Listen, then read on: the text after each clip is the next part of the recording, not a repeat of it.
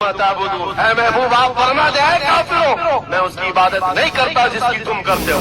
عاشقوں کو ہر زمانے میں یاد رکھا جاتا ہے۔ مجھے پنجابی نہیں آتی لیکن پنجابی شاعر پیر مہر علی گولروی نے جب حضور پاک کا دیدار کیا اور پڑھا تھا تو ان کا قصیدہ پڑھتے ہیں تو جھومنے لگتے ہیں۔ مکھ چند بدر شاشانی ہے، ماتھے چم کے لکھ نورانی ہے، کالی زلف تے اکھ مستانی ہے، مخمور اکھے ہن مد بھریاں اس صورت نو میں جان اکھاں، جان اکھاں کی جان جہاں اکھاں، سچ اکھاں رب دی شان اکھاں، اس شان تو شانہ سب نبیا۔ سبحان اللہ ما اجملکا ما اکملکا ما احسنکا، کتے مہر علی کتے تیری سنا گستاخ اکھے کتی جاریا۔ اور اسی کی ترجمانی بریلی کے امام نے کیا تھا کہ وہ کمال حسن حضور ہے کہ گمان رقص جہاں نہیں، یہی پھول خار سے دور ہے، یہی شمع ہے کہ دھواں نہیں۔ آپ کو حالات کے اعتبار سے کبھی کوئی ایسا ڈیگریڈ کرتا ہو اور تمہیں ایسا سکھاتا ہو کہ اب تو تمہارا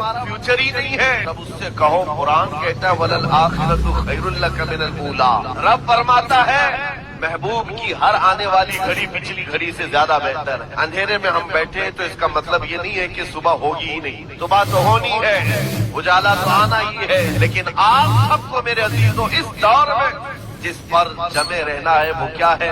وہ ایمان پر استقامت ہے۔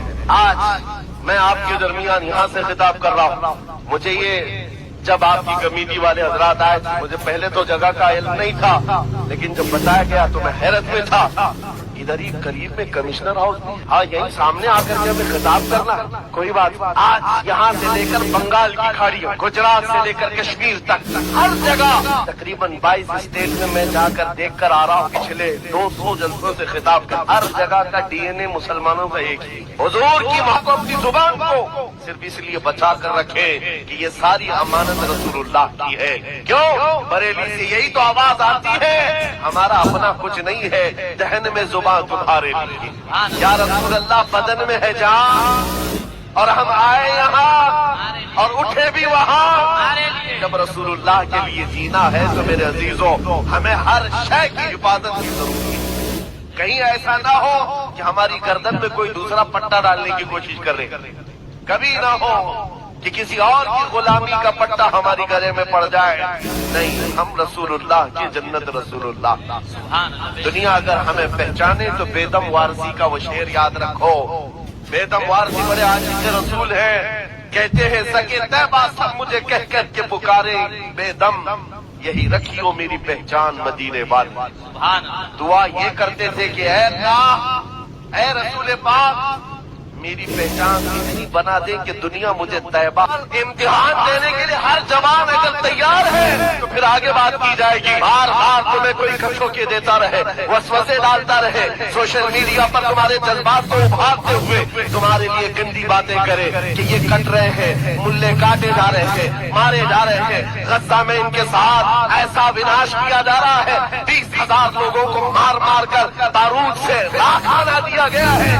یہ ساری باتیں تمہارے پاس لاتے ہیں تو کچھ جوان یہ سمجھتے ہیں ہم نروس ہو گئے ہیں، ہم مایوس ہو گئے ہیں، ان کا جواب کیا دے؟ صحیح بات تو ہے، شام میں بھی کاٹے جاتے ہیں، عراق میں بھی مارے جاتے ہیں، افغان میں بھی، برما میں بھی، یمن میں بھی، ہر جگہ ہماری موت ہے، ہماری موت ہے۔ اور اس کو ظالم کے بتا کر کے یہ کہتے ہیں کہ دیکھو اگر تم سچے ہو، تمہارا دین سچا، تمہارا خدا سچا، تو اتنے مارے کیوں جاتے ہو؟ تم نا امید اور مایوس نہ ہونا۔ اے نوجوانوں بات اتنی کرنا، اتنی بات کرنا۔ اے نادان تجھے پتا نہیں ہمارا مسئلہ کیا ہے، تجھے پتا نہیں ہمارا مسئلہ کیا ہے۔ ہم جو ہے نا وہ رسول اللہ کو شمع سمجھتے ہیں، اور جتنے ہیں یہ پروانے ہیں، اور پروانہ ہوتا ہی ہے مرنے کے لیے۔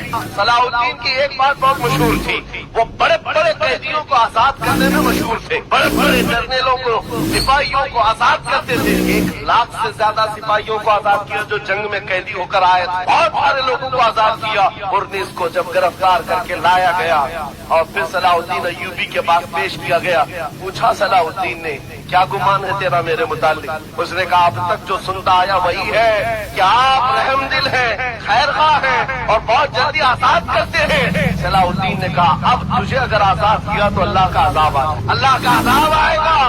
اور اس کے بعد تلوار اٹھائی، اس کی گردن پر رکھا۔